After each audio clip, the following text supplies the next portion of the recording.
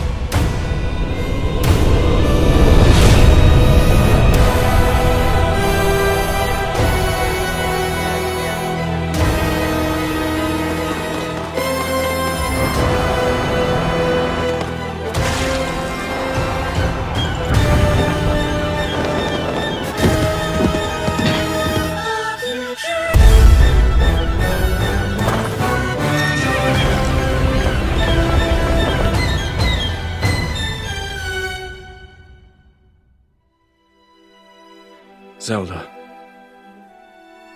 we rely on your knight, and that legendary sword he carries. Our last line of defense will be Link.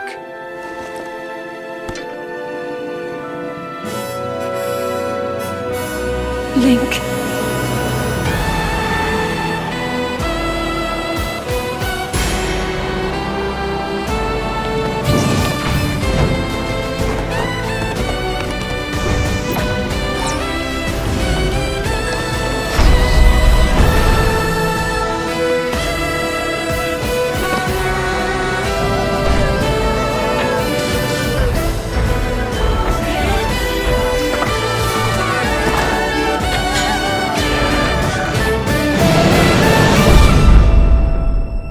I know why I am here. It's something only I can do.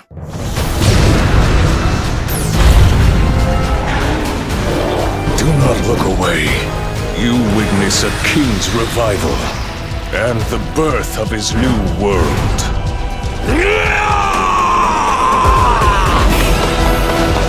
Okay, let's go!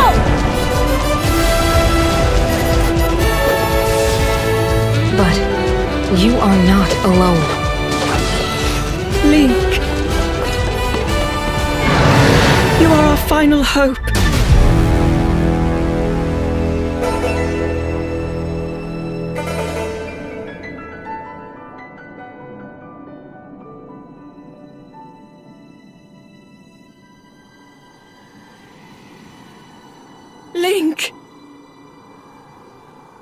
must find me.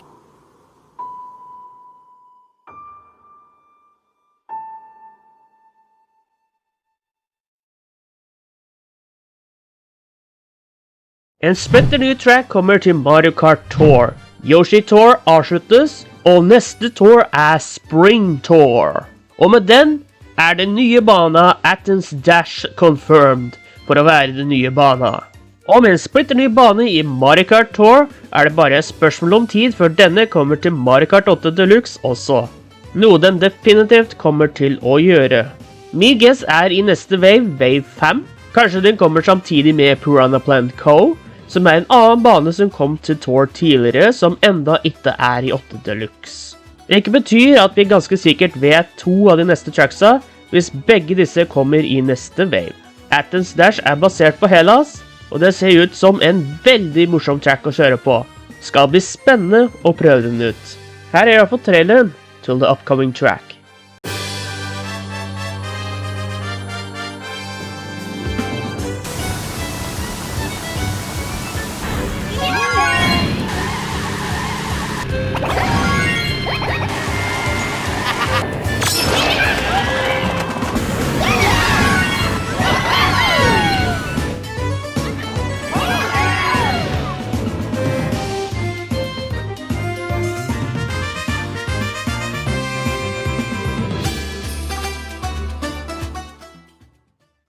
En spesiell Splatfest announced.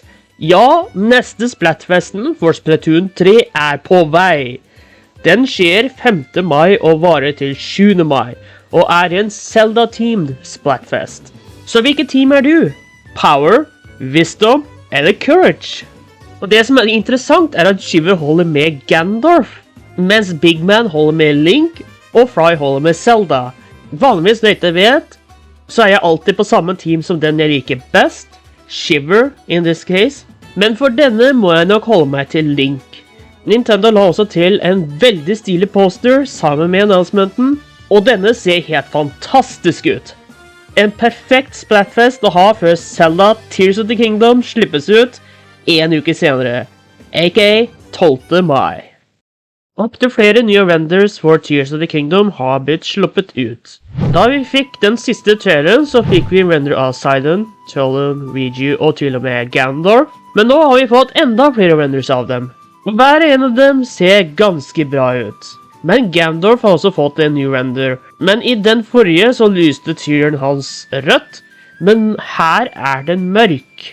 Som kan tyde på at den blir corrupted av Malice, og at det derfor den rød, som vi så i traileren og den andre renderen. Men bildet ser bra ut, og bildet kan tyde på at han kommer til å bruke en katana i spillet. Katana navnet på sverdet. Splitter ny Pokémon announced. Den kommer sammen med The Hidden Treasure of Area Zero DLC for Pokémon Scarlet and Violet. Dens fantastiske aura sier oss minnes om den legendariske Pokémon Terrapagos, men navnet på Pokémon-figuren og den sanne natur fortsatt et mysterium.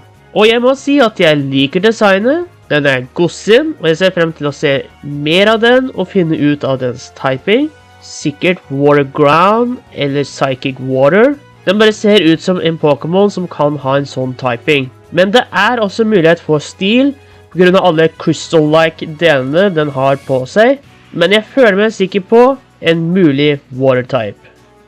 Her en nyhet for alle dere Amiibo-fans som fremdeles venter på resten av Smash Bros. Amiiboene. Para og Mitra Amiiboene slippes ut 21. juli, og de vil slippes ut i en double pack. Disse vil også bli mulig å bruke sammen med Xenoblade Chronicles 3, hvor du unlocker en unik Agent Sverdskin, som karakterer som bruker Swordfighter Class kan bruke. Jeg har aldri prøvd Xenoblade personlig, men det var en stund tilbake hvor jeg ble nysgjerrig og nesten kjøpte 1 og 2, for jeg tenkte at siden jeg liker spill som Kingdom Hearts, så kanskje jeg liker disse også. Hva tror du? Bør jeg prøve spillene? Onsdag 19. april fikk vi en ny Indie World Direct. Og her noe av det som ble announced. Mineko's Night Market, et spill om en japansk-inspirert village i midten av Mount Fugu, får besøk av Miko, som en cat-like gud. I spillet vil bli venn med landsbyfolka, bygge diskusjoner og forberede til den ukentlige nattemarkedet. og du utforsker området, og alt du plukker opp kan bli tatt med tilbake til markedet og solgt. Dette spillet kommer til Switch og PC 26. september 2023. Plate Up er et simspill hvor du jobber i en restaurant, og dette kan enkelt beskrives som det ligner veldig på spillet Overcooked. Et spill jeg måtte sjekke navnet på, for til en eller annen grunn så var navnet helt borte for meg. Kommer til Switch i oktober. Cults and Cats of Calico. Dette er et videospill-adoption av det populære bordspillet Calico. Ikke et spill jeg er familiar with, men akkurat som i bordspillet, så kan du legge ned flisebiter. Må være det de hexagon-shaped greiene er da, tenker jeg. Symønstre for å score poeng, i en effort til å tiltrekke deg katter til ditt teppe. I denne versjonen kan du customisere kattene, og sette på den cosmetics. Dette kommer til Switch nå til høsten. Rift of the Necrodancer, et spin-off av Crypt of the Necrodancer. Du vet, det spillet som fikk en crossover med Zelda. Kommer med en helt ny storyline som da skal ta sted i kuppverdenen, og akkurat som i de to forrige, er det fremdeles rytmebasert. Jeg likte Cadence of Hyrule, Crypt of the Necrodancer featuring The Legend of Zelda, så kanskje sjekker det ut når det kommer ut. Det slippes ut på Switch og PC i år. Little Kitty, Big City, et spill hvor du gamer som en liten kattepus som jeg har sett på Steam, men nå som jeg har tatt en titt på Steam, og så rett før jeg rekordet denne delen av videoen, så er det mer det at vi har visst å spille i en stund, men jeg har fortsatt veldig lyst til å prøve det.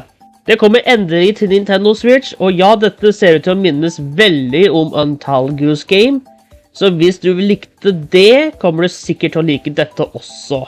Prøvde aldri det med gåsa, men dette har en katt i seg, så interessen for å prøve det er øyeblikkelig mye større enn The Goose.